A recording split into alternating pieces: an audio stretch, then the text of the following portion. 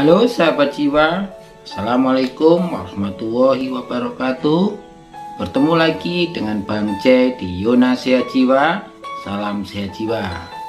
Kali ini Bang C akan melanjutkan membahas tentang bullying, tetapi tidak dalam konteks bagaimana mengenali jika anak mengalami bullying, tetapi kita akan bahas tentang apa sih yang perlu dilakukan anak ketika sedang mengalami perundungan atau baru saja mengalami perundungan atau bullying. Tentu ini sangat penting sekali diketahui atau dipahami oleh guru ataupun oleh orang tua, supaya ketika ini disampaikan kepada anak-anak, kepada siswanya, maka ketika mengalami bullying tidak didiamkan saja atau hanya mengalah, tapi melaporkan. Nah, bagaimana cara menghadapi dan melaporkan ini? Nah, ini yang harus dipahami bersama. Bullying dapat berupa perilaku secara verbal atau diucapkan, atau juga secara fisik, baik itu pukulan, tendangan, menjambak, ya, mungkin mencakar atau mendorong, ya, yang ditujukan untuk mengganggu orang lain, tentu yang lebih lemah. Nah, bullying ini termasuk menggoda secara verbal atau memanggil dengan nama yang tidak disukai, mendorong dan memukul, bahkan penolakan atau pengucilan dari lingkungan sosial. Itu juga termasuk perilaku atau tindakan bullying. Bahwa bullying ini tidak hanya terjadi satu kali saja, namun biasanya berkali-kali.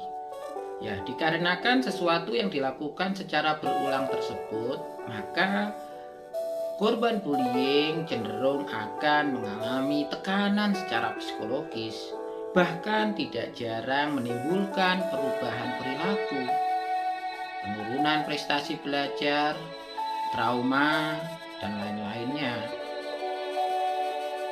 Siapa yang ingin anaknya menjadi korban bully atau perundungan, apalagi sampai cedera? Bang C yakin gak ada yang ingin orang tua menjadi korban bully anaknya. Tapi masalahnya, kita tidak pernah tahu apa yang terjadi dengan anak di lingkungan bermainnya, di lingkungan sekolah. Nah, tentu untuk mencegah hal itu semua terjadi, atau mungkin mencegah dampak dari tindakan bully yang sudah terlanjur dialami oleh anak, perlu dilakukan upaya untuk tidak terjadi lagi bully-bully berikutnya, sehingga anak kita aman dari tindakan bullying.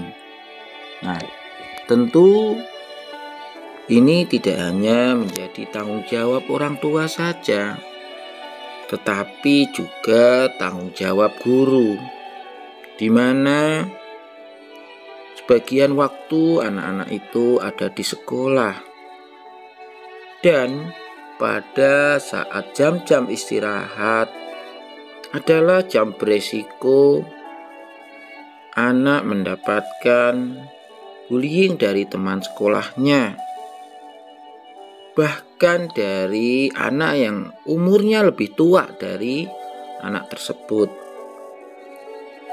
Orang tua atau guru harus dapat mengajari anak menghadapi bullying dengan cara yang benar. Apa yang harus dilakukan ketika mengalami bullying? Guru dan orang tua perlu menyiapkan anak agar mempunyai kemampuan menghadapi bullying, tentu secara sehat jiwa. Hal-hal yang perlu diajarkan ke anak adalah sebagai berikut. 1. berusaha tetap bersikap tenang. Perlu disampaikan kepada anak ketika ada temannya yang sedang membuli dia, perlu bersikap tenang. Dengan cara bagaimana? Pertama, ambil napas dalam-dalam, kemudian tahan 4 detik, dan keluarkan melalui mulut dengan cara dihembuskan secara perlahan. Lakukan ini 3-4 kali. Nah, supaya lebih jelas, tentu orang tua atau guru harus mempraktekkannya. Kemudian bersama dengan anak mempraktekkan cara tersebut. Tentu dengan berusaha tetap tenang dan mengambil nafas dalam akan jauh lebih rileks dan tenang, sehingga tidak akan menjadi marah-marah atau bahkan sedih. 2. Jangan tunjukkan amarah atau sedih. Mengapa harus bersikap tenang dan relaksasi napas dalam? Karena ini bisa mencegah terjadinya amarah atau sedih. Ketika dibully, pastikan jangan menunjukkan rasa marah dan sedih, apalagi menangis. Karena ketika di depan pelaku bullying, anak menjadi sangat marah dan sedih, bahkan menangis, akan senang, akan bangga karena sudah berhasil memperdaya atau mengerjai anak. Nah, tentu pelaku bully akan semakin menjadi-jadi melakukan aksinya. 3. Tunjukkan sikap berdiri yang benar. Tentu ketika kita terlihat takut, ketika anak terlihat takut pada pelaku bully, bisa jadi akan semakin menjadi-jadi pelaku bullying yang ditunjukkan. Ajarkan anak untuk berdiri tegak, mengangkat kepala, dan memandang si pelaku bullying dengan tegas. Hadapi dan tidak perlu takut. Tentu tetap jaga jarak, supaya ketika pelaku bullying mencoba untuk menarik bajunya, menendang, memukul, menjambak, tidak bisa menyentuh anggota tubuhnya atau pakaiannya. Atau bisa jadi ketika posisi kita, posisi anak terlalu dekat, maka agak mundur berapa langkah sebelum pelaku bullying mendekati dan memegangnya. 4. Berusaha asertif atau terbuka pada pelaku. Ini usaha untuk mengungkapkan ketidaknyamanan akibat pelaku bullying itu.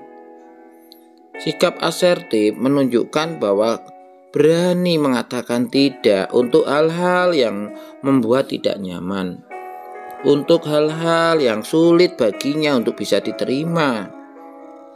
Jika pelaku memintamu untuk melakukan perilaku yang merugikan, tolak hal itu dengan sopan dan tegas. Katakan juga bahwa tidak nyaman ketika diperlakukan seperti itu, apalagi kalau pelaku diperlakukan hal yang sama oleh temannya, pasti juga akan merasa nggak nyaman.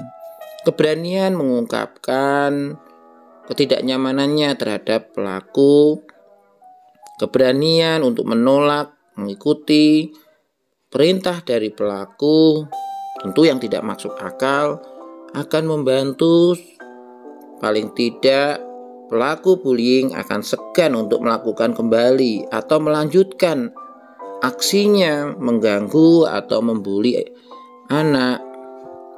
5. Jika mungkin hindari pelaku.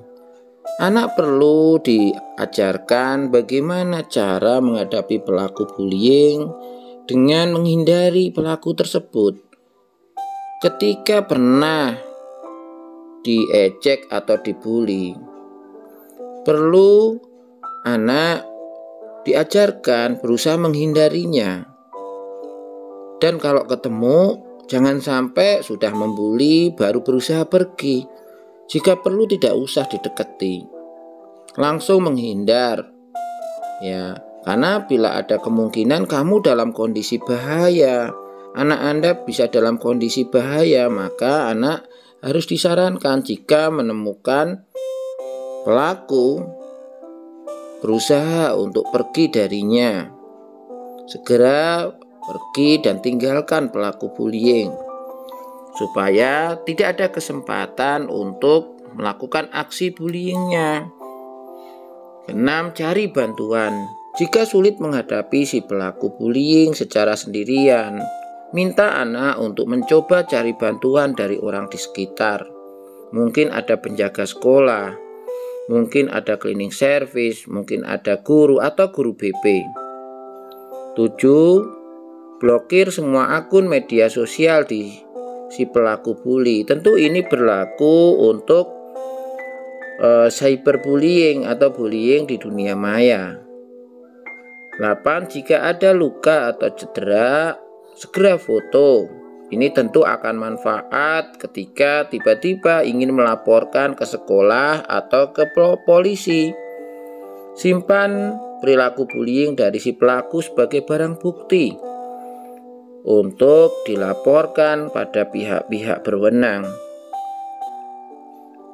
Kalau menjadi salah satu korban bullying, ada beberapa hal yang bisa anak lakukan. Nah, tentu ini perlu disampaikan kepada anak-anak kita. Ya, guru maupun orang tua wajib memberitahu ini kepada anak. Apa yang harus dilakukan ketika menjadi korban bullying? 1. Temui seseorang yang anak percaya dan beritahu pada mereka apa yang terjadi pada anak. Jadi, minta anak segera melaporkan kepada orang yang dipercaya. Mungkin guru BP atau guru sekolah atau orang tua. 2. Jika bullying terjadi di sekolah, beritahu seorang guru atau penasihat sekolah dan tanyakan apa yang bisa dilakukan untuk menindaklanjuti hal itu. Bisa jadi sekolah anak punya kebijakan tentang bullying dan ada langkah-langkah untuk menanganinya. Anak harus diajarkan melaporkan dengan cara yang baik. 3. Jangan takut untuk melaporkan tindakan bullying pada pihak yang punya wewenang. Kalau kamu berani, kalau anak berani, tandanya anak menyelamatkan diri anak sendiri dan korban bullying lainnya. Kalau bisa saat mulai ada tanda-tanda bullying kepada anak, tunjukkan sifat berani dan percaya diri agar pembuli berpikir ulang untuk melakukan tindakan itu pada anak berulang kali.